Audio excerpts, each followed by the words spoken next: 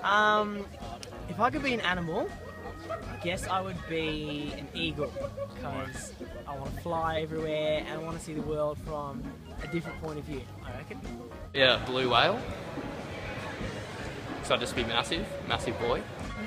Is there many jobs that are going? It's hard to I don't know what animal pay you. An elephant because basically they're big, pretty tall, and they never forget, which I never really forget anything, so yeah. I like zebras because they are irregular.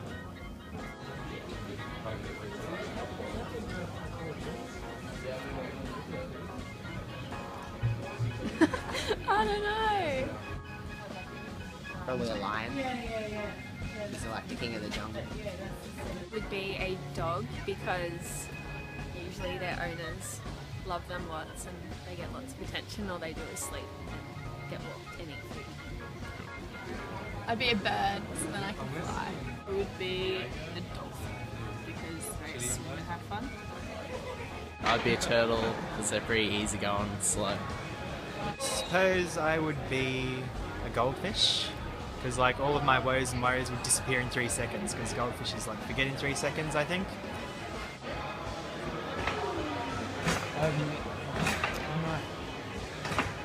Probably be a rat because I like survive everything.